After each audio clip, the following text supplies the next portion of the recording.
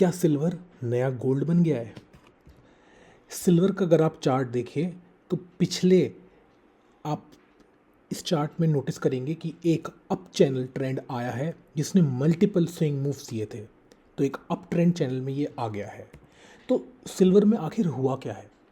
Silver की जो demand है उसने गोल्ड की डिमांड को फर्स्ट टाइम बीट करा है। गोल्ड की जो सेल है वो 15% ईयर ऑन ईयर ड्रॉप हुई है, जबकि जो सिल्वर की डिमांड है वो 35% से इंक्रीज हुई है। इवन जो सिल्वर का प्राइस है वो 36% अप गया है ईयर ऑन ईयर। बट ये अभी इतना मैटर क्यों करता है? सिल्वर एक जस्ट पुअर मैंस गोल्ड है। सिर्फ इसका use as a ornament use नहीं हो रहा, इसकी रियल वर्ल्ड इंडस्ट्रियल एप्लीकेशन भी है। एक्सपर्ट्स बोल रहे हैं कि जो सिल्वर का जो प्राइस है वो $100 पर आउंस टच कर सकता है। अभी सिल्वर कहाँ यूज़ होता है? सिल्वर यूज़ होता है वैल्यू को स्टोर करने में, जैसे कुछ बिस्किट्स की फॉर्म में, कॉइन्स की फॉर्म में, ज्वेलरी की फॉर्म में सिल्वर बहुत यूज़ होता है। इंडस्ट्रियल जैसे मोबाइल्स में, इलेक्ट्रॉनिकल व्हीकल जो ईवीज़ हैं उसमें, लैपटॉप्स हैं, सोलर्स हैं, वहाँ सब जगह यूज़ होता है। ईवीज़ अब 2 गुना सिल्वर रिक्वायर्ड करता है कंपेयर टू जो नॉर्मल पेट्रोल कार्स हैं, और हम लोग जानते हैं कि जो ईवी है उसी का ही फ्यूचर है। प्लस जो सोलर पैनल होते हैं उसमें 20 ग्राम सिल्वर ईच लगता है। तो सिल्वर बहुत जगह यूज़ होता है और इसकी बहुत ज़्यादा डिमांड है, ये हमें समझ में आ रहा है। प्लस जो इंडिया है वो मैसिवली इंपोर्ट कर रहा है सिल्वर। अगर आप डेटा चेक करेंगे तो जनवरी से लेकर अप्रैल के बीच में 2024 में 4000 मेट्रिक टन से ज़्यादा का सिल्वर इंपोर्ट करा गया है, जबकि 2023 तक सिर्फ 3600 मेट्रिक टन ही इंपोर्ट करा गया था। तो यहाँ पर साफ देखा जा रहा है कि सोलर मैन्युफैक्चरिंग में बहुत ज़्यादा डिमांड है, जिसकी वजह से ये इंपोर्ट हो रहा है। तो सिल्वर का प्राइस बढ़ना किसकी वजह से? तो सबसे पहला इंपॉर्टेंट है सप्लाई। जो सिल्वर की सप्लाई है पिछले 4 साल में सबसे ज़्यादा शॉर्टेज चल रही है। प्लस जो इंडस्ट्रियल डिमांड है वो कंटिन्यूसली इंक्रीज हो रही है। प्लस जो इन्फ्लेशन है उसका भी स्ट्रॉन्ग कोरिलेशन है सिल्वर के प्राइस को बढ़ने में। तो ये 3 मेजर फैक्टर हैं जिनकी वजह से सिल्वर का प्राइस बढ़ रहा है। अगर मैं हिस्टोरिकल परफॉर्मेंस की बात करूं तो 1990 से 2004 तक सिल्वर का प्राइस स्टेबल रहा है।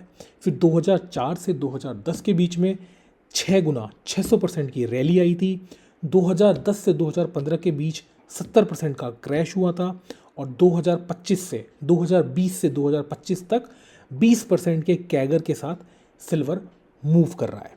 तो सिल्वर एक हाईली वॉलेटाइल इंस्ट्रूमेंट है, और अगर आप इसको टाइमली अगर आप इसको बाय और सेल करें तो आप एक बहुत अच्छा प्रॉफिट बना सकते हैं। जैसा कि मैंने पहली स्लाइड में बताया था कि वो एक अप चैनल में है और बहुत सारे उसने स्विंग्स दिए हैं अप एंड डाउन।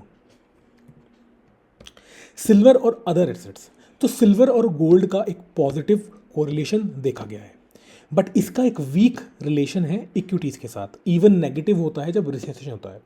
बॉन्ड्स और silver track beyond yields, right, और ये एक अच्छा इन्फ्लेशन का हेज, मतलब इन्फ्लेशन के टाइम एक अच्छा हेज वर्क करता है compare to equities.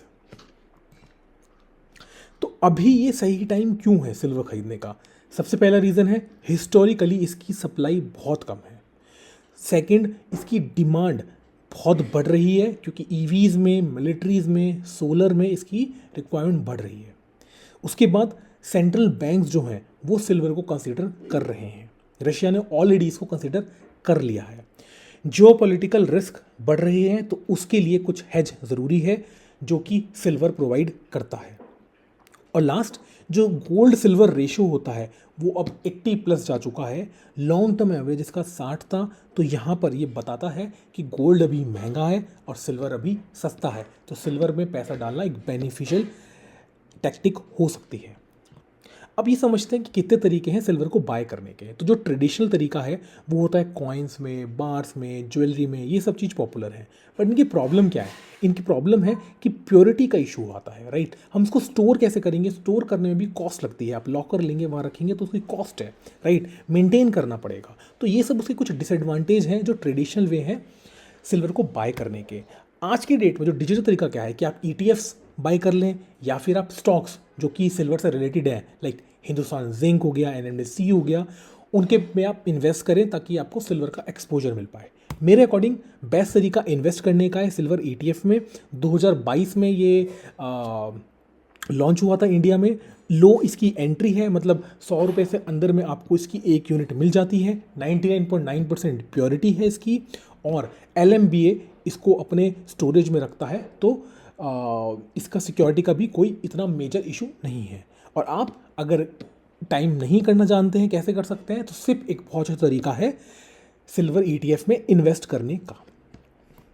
But ETF में इन्वेस्ट करने से पहले आपको कुछ चीज़ जाननी चाहिए। सबसे पहले कि वॉल्यूम आप चेक करिए, क्या वहाँ पे लिक्विडिटी इनफ है। ऐसा तो नहीं है कि सिर्फ कुछ फ्यू लैक्स और फ्यू करोड़ रुपीस ही इन्वेस्ट हो रहे हैं, क्योंकि जब आप बेचने जाएंगे तो आप वो क्वांटिटी बेच नहीं पाएंगे। तो लिक्विडिटी बहुत इंपॉर्टेंट चीज़ है।